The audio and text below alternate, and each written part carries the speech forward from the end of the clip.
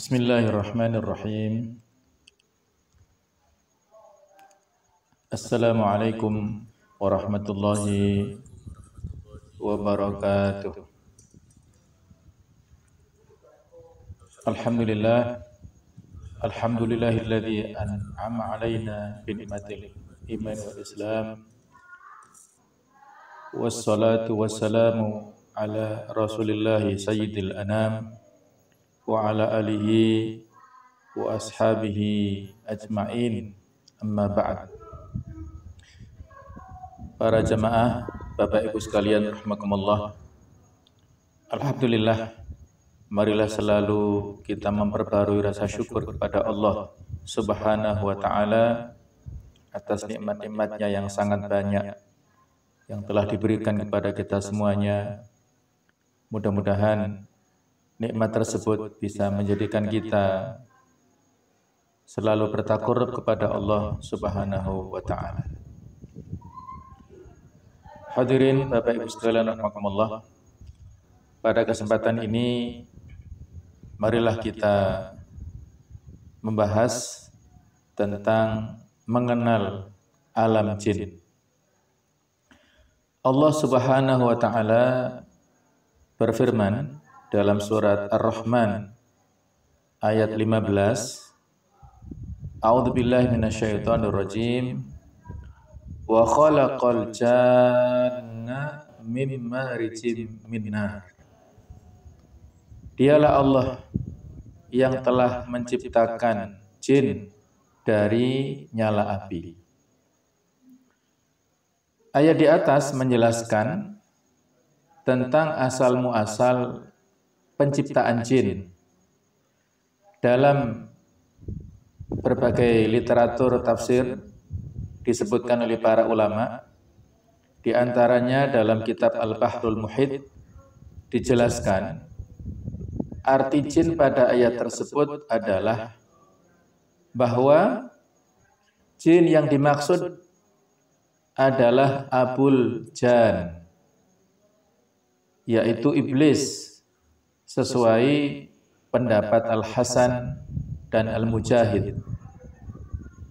Sedangkan menurut Ibnul Ashur dalam kitab At-Tahrir wa Tanwir memberikan pengertian lain tentang arti al-jan pada ayat di atas, wal muradu bihi iblis wa ma kharaja anhu minasyayatin. Yang dimaksud al-jan itu adalah iblis dan yang keluar darinya yaitu para setan. Hadirin rahimakumullah, jin tersebut diciptakan oleh Allah Subhanahu wa ta'ala dari nyala api, sebagaimana yang disebutkan dalam hadits riwayat Aisyah. Qalat, beliau berkata, qala Rasulullah sallallahu alaihi wasallam, khuliqatil malaikatu min nur wa khuliqal janu mimma rijim min nar wa khuliqa Adam mimma wusifa lakum, rawahu Muslim. Yang artinya, malaikat itu diciptakan dari nyala, dari cahaya, jin diciptakan dari api yang menyala-nyala, sedangkan Adam diciptakan dari apa yang telah dijelaskan kepada kalian. Hadits sahih riwayat Muslim. Nah, jamaah sekalian, jin ini diciptakan lebih dulu daripada manusia, sebagaimana disebutkan dalam ayat, walaqad khalaqnal insana min salsalim min hama'im masnun wal janna khalaqnahu min qablu min naris samum. Yang artinya, dan sesungguhnya kami telah menciptakan manusia, yaitu Nabi Adam, dari tanah liat kering yang berasal dari lumpur hitam yang diberi bentuk Dan kami telah menciptakan jin sebelum Adam dari api yang sangat panas. Surat Al-Hijr ayat 26 dan 27. Bangsa jin ini diciptakan 2000 tahun lebih awal dari penciptaan Nabi Adam alaihissalam. Dasarnya adalah riwayat dari Abdullah bin Amr bin As radhiyallahu anhuma, khalaqallahu ta'ala banil jan qabla Adam bi alfai sanah. Allah telah menciptakan Banu Al-Jan, anak turunnya jin, yaitu 2000 tahun sebelum Nabi Adam alaihissalam. Banyak ulama tafsir berkata bahwa jin ini diciptakan sebelum penciptaan Nabi Adam alaihissalam. Penghuni bumi sebelum manusia adalah Hin dan Bin. Allah menjadikan jin menguasai mereka. Jin membunuh mereka lalu berdiam di bumi setelah peperangan yang telah terjadi. Al-Dhahak menyebutkan dari Ibnu Abbas bahwa setelah jin membuat berbagai kerusakan di muka bumi dan menumpahkan darah, Allah mengutus iblis kepada mereka bersama para tentara dari langit. Mereka membunuh para jin dan mengusirnya dari bumi ke pulau-pulau di tengah laut. Sehingga dari kisah ini iblis mengklaim bahwa dirinya itu adalah makhluk yang berjasa, bisa menyelesaikan konflik yang ada di bumi pada saat itu, dan akhirnya Allah Subhanahu wa ta'ala mengangkatnya ke langit sana. Sehingga pada saat Nabi Adam diciptakan Allah, ada semacam rasa hasad yang dimiliki oleh iblis karena posisinya sebagai makhluk yang berjasa itu nanti akan tergeser oleh Nabi Adam. Bahkan dalam dialognya para malaikat juga mempertanyakan tentang keberadaan Nabi Adam itu, karena malaikat tahu makhluk yang banyak melakukan peperangan serta pertumpahan darah atau kekacauan di muka bumi dulunya, itu khawatirnya dilakukan oleh Nabi Adam dan anak turunnya. Sehingga malaikat bertanya, ataj'alu fiha man yufsidu biha wa yasfiku dima. Ya Allah, apakah engkau akan menjadikan makhluk yang melakukan kerusakan di dalam bumi itu serta melakukan pertumpahan darah? Wa nahnu nusabbihu bihamdika wa nuqaddisu lak, dan kami mensucikan namamu, mengagungkanmu. Maka Allah menjawab pertanyaan dari malaikat itu, inni a'lamu ma la ta'lamun, aku mengetahui apa yang tidak kalian ketahui. Hasan Al-Basri berkata bahwa iblis itu bukan dari malaikat sedikit pun, akan tetapi dia adalah asal mula para jin, sebagaimana Adam itu asal mula manusia. Jadi tidak sama antara iblis dan malaikat. Iblis ini makan minum, memiliki nafsu syahwat, bermaksiat nantinya. Sedangkan malaikat ini tidak pernah makan, tidak pernah minum, dan tidak pernah bermaksiat kepada Allah Ta'ala. Nah, jemaah sekalian, para jin ini diciptakan dari api. Mereka seperti Bani Adam yang makan, minum, dan berketurunan. Di antara mereka ada yang mukmin dan ada pula yang kafir. Pendapat yang benar adalah jin mukmin masuk ke surga.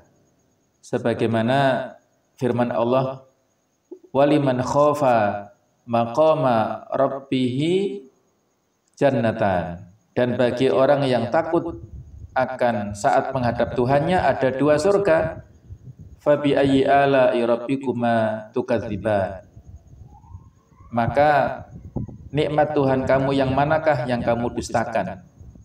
Surat Ar-Rahman ayat ke-46 dan 47. Jadi yang diajak bicara di sini adalah manusia dan jin, mukhatabnya itu. Sampai pada ayat selanjutnya yang juga berbicara tentang dua surga tersebut, lam yatmithunna insun qablahum wala jan. Fabi ayyi ala'i rabbikuma tukadziban. Di dalam surga itu ada bidadari-bidadari yang sopan, menundukkan pandangannya, tidak pernah disentuh oleh manusia sebelum mereka, penghuni-penghuni surga yang menjadi suami mereka nantinya, dan tidak pula oleh jin. Kemudian ditegaskan lagi, fabi ayyi ala'i rabbikuma tukadziban. Ar-Rahman 56 dan 57. Iblis yang pada saat terjadi kekacauan di muka bumi, maka Allah Ta'ala mengutus kepada iblis saat itu yang pada saat itu belum bermaksiat kepada Allah. Namanya adalah Azazil.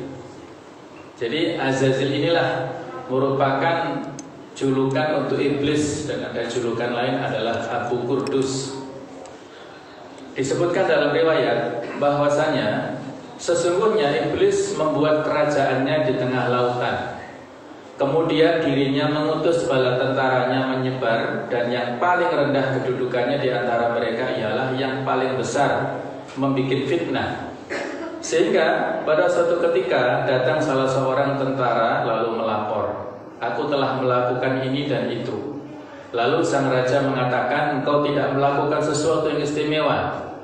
Lalu datang seseorang lagi dan melapor, tidaklah aku tinggalkan pasangan suami istri, melainkan aku telah jadikan keduanya berpisah atau bercerai. Maka sang raja mengatakan, dekatkan dia padaku, sembari mengucapkan sebaik-baik pasukan adalah engkau. Hadis riwayat Muslim.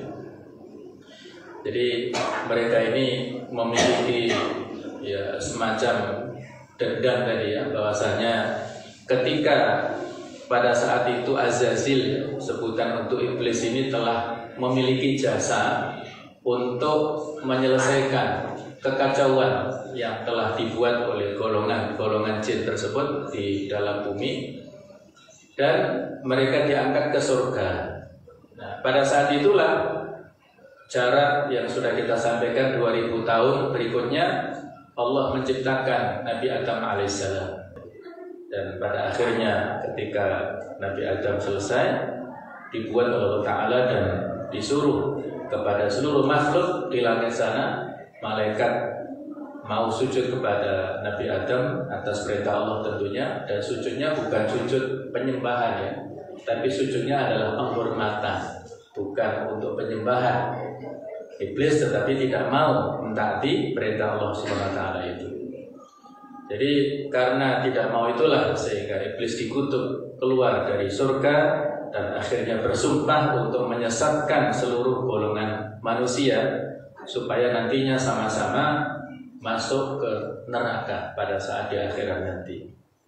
Nah, jamaah sekalian, di alam dunia ini jin bisa melihat manusia, sedangkan manusia tidak bisa melihatnya. Karena secara lafaz ya, bahwasanya jin ini berasal dari kata-kata ijtinan yang berarti adalah istitar atau sembunyi. Dan lafaz jannatul lail ajanahu yaitu jika mereka menutupinya. Mereka sembunyi, tidak terlihat dari mata manusia, maka disebut dengan kata-kata jin. Mereka bisa melihat manusia, tetapi kita tidak bisa melihat mereka. Sebagaimana di surat Al-A'raf ayat 27, innahu yarakum huwa wa qabiluhu min haitsu la tarawnahum. Sesungguhnya ia dan para pengikutnya melihat kamu dari sesuatu tempat yang kamu tidak bisa melihat mereka. Di alam kehidupan ini mereka bersama-sama dengan manusia di dunia, tapi alamnya berbeda. Kalau kita adalah alam kasat mata, alam kasar, mereka adalah alam halus. Mereka hidup di tengah-tengah kita, tetapi kita tidak bisa melihat mereka. Jin-jin yang muslim, mereka juga beribadah sebagaimana kaum muslimin. Mereka juga datang ke masjid, mereka juga mendengarkan majelis ilmu, mereka juga berzikir, berdoa, ya, sama dengan kita, tapi kita tidak bisa menjangkau. Penglihatan kita tidak bisa melihat mereka. Menurut Ibnu Aqil sebagaimana dikutip oleh Asy-Syibli dalam bukunya Ahkam Al-Marjan wal Jan, mengatakan bahwa makhluk ini disebut dengan jin karena secara bahasa artinya yang tersembunyi, terhalang atau tertutup. Disebut jin karena makhluk ini terhalang, tidak dapat dilihat dengan kasat mata manusia. Oleh karena itu, kata Ibnu Aqil, bahwa bayi yang masih berada di dalam perut ibu disebut dengan janin. Artinya satu kata, ya, satu akar kata dengan jin tadi, ya. Kata janin dan jin memiliki kata dasar yang sama, yaitu jan tadi, ya. Karena ia tidak dapat dilihat dengan mata kita. Demikian pula orang yang gila, yang tertutup akalnya, itu disebut majnun. Sama akar katanya, ya. Jadi terhalang akalnya, tertutup, tidak bisa berfungsi. Adapun setan adalah makhluk yang kafir dari bangsa jin atau manusia berdasarkan dalil-dalil baik itu dari Al-Quran maupun As-Sunnah. Dan tidaklah setan disebut setan kecuali selalu berarti kekafiran dan keburukan. Berbeda dengan jin, sebagaimana atau sebagian mereka adalah ada yang kafir, ada yang mukmin. Kalau setan ini adalah jin yang agamanya adalah keyakinannya kafir. Nah, apakah setan aslinya dari jin ini? Para ulama berbeda pendapat, ya. Tetapi pendapat yang masyhur, yang rajih di kalangan ulama adalah bahwa setan ini dari jin atau satu golongan dengan jin. Maka dalam hal ini ada beberapa ayat, di antaranya di surat Al-Kahfi 50, illa iblis kana minal jinni. Dia adalah dari golongan jin. Iblis ini dari golongan jin, maka ia mendurhakai perintah Allah Subhanahu wa taala. Menurut Ibnu Taimiyah, beliau berpendapat bahwa setan aslinya dari jin sebagaimana Nabi Adam adalah asal dari manusia. Dan setan termasuk makhluk yang putus asa dari rahmat Allah taala, karenanya ia dinamakan pula iblis, yang dalam bahasa Arab berarti tidak memiliki kebaikan apa-apa, dan juga bisa berarti berputus asa. Syaitan menunjukkan arti setiap yang sombong dan congkak yang diambil dari kata syatona, yang kalau dalam bahasa Arab adalah artinya jauh, artinya jauh daripada rahmat Allah taala, jauh dari kebaikan. Kemudian juga syatoh, yaitu yang berarti adalah hancur, binasa atau terbakar. Maka setiap orang yang congkak, sombong serta tidak terkendali, baik dari kalangan jin maupun manusia, itu adalah bisa disebut setan. Nah, jemaah sekalian, rahimakumullah, alam jin adalah alam yang berdiri sendiri, ia tidak sama dengan alam manusia. Keduanya hidup di alam yang sama, tetapi berbeda. Yang tadi sudah kita sampaikan, mereka kadang-kadang tinggal di rumah manusia, di bangunan yang kosong, di tempat yang sepi, di rerembunan atau di pohon-pohon, di tempat yang lapang. Nah, keduanya memiliki kesamaan, yaitu sama-sama kita untuk beribadah kepada Allah Subhanahu wa taala. Jadi, kalau kebiasaan bangsa Arab dulu ketika mereka sebelum melewati tanah yang lapang, bukit ataupun tempat yang kosong, ya, ketika mereka musafir, maka mereka sama-sama berpesan untuk berlindung kepada jin yang menunggu tempat itu, ya. Bagaimana disebutkan di surat Al-Jin, wa annahu kana rijalun minal insi ya'udzuuna bi rijalin minal jinni fazaduhum rahaqa. Ada segolongan dari makhluk, dari golongan manusia yang minta pertolongan atau berlindung kepada golongan dari jin, maka itu hanya menambah rasa takut dan madharat saja kepada mereka, tidak menambah manfaat sama sekali.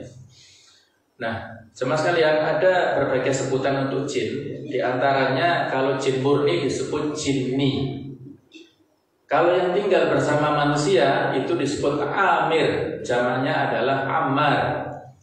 Ada jin yang mengganggu anak kecil itu disebut dengan arwah. Dan ada jin yang jahat yang sering mengganggu kita adalah setan. Dan ada yang lebih jahat adalah marid. Marid itu adalah jin yang jahat.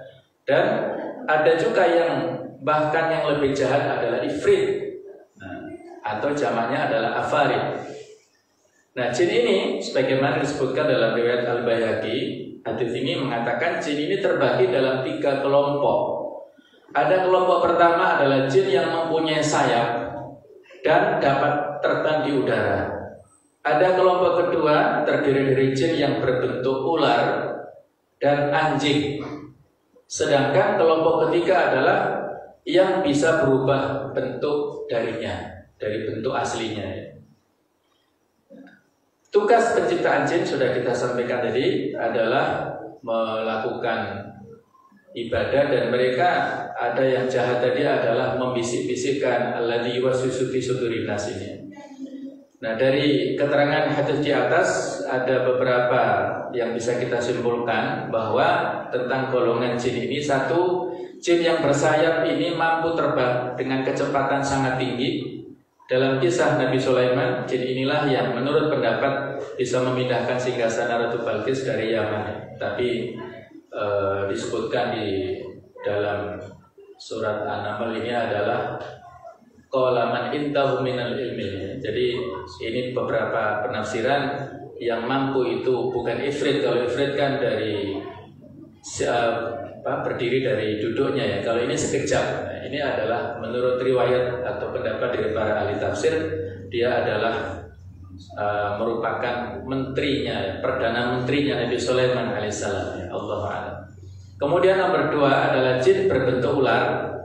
Menurut sebuah riwayat, tidak sedikit ular yang sejatinya adalah jin, dan tidak sedikit pula yang merupakan penjelmaan dari jin. Menurut hadis ada ular yang harus dibunuh ya, dan tidak dapat mengubah bentuk dirinya ke dalam bentuk yang lainnya. Nomor 3 adalah jin berbentuk anjing. Dikatakan bahwa Rasulullah SAW pernah memerintahkan para sahabat untuk membunuh anjing karena termasuk golongan jin atau duplikat jin.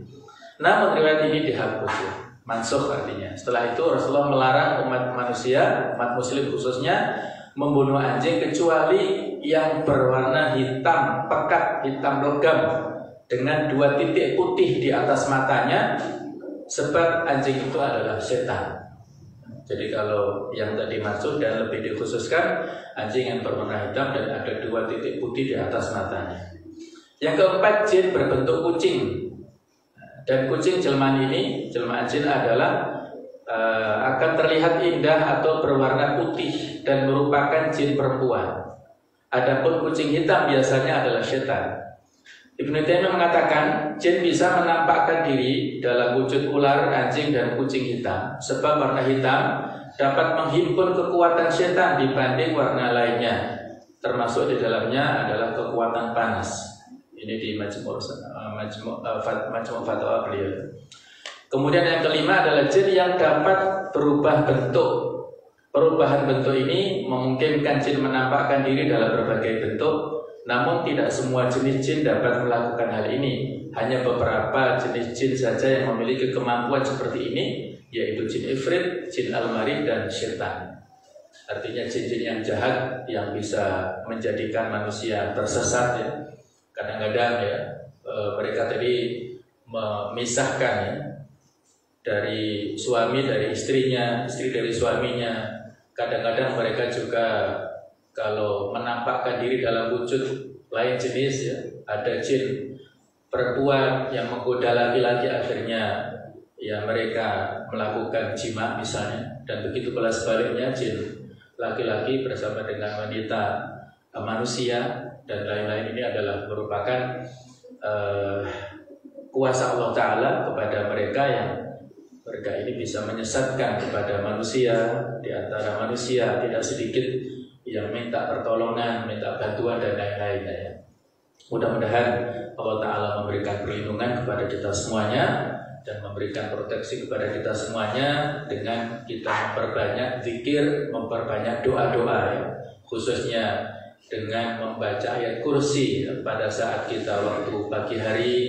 Apabila kita baca di sela-sela zikir pagi hari, maka insya Allah setan dan jin akan terjauh, tidak bisa mengganggu kita sampai dengan sore harinya. Apabila kita baca ayat kursi pada saat sore hari, maka sampai malam dan sampai pagi kita akan dilindungi, tidak bisa diganggu oleh setan dan oleh jin. Kemudian pada saat kita membacanya sebelum tidur juga sama, kita tidak akan diganggu oleh makhluk-makhluk tersebut insya Allah. Mudah-mudahan sedikit ini bisa memberi manfaat kepada kita semuanya dan menambah keimanan kita semuanya ya akan keberadaan mereka, dan perlu kita waspadai keberadaan mereka di tengah-tengah kita tanpa kita bisa melihat mereka. Allahu a'lam bishawab.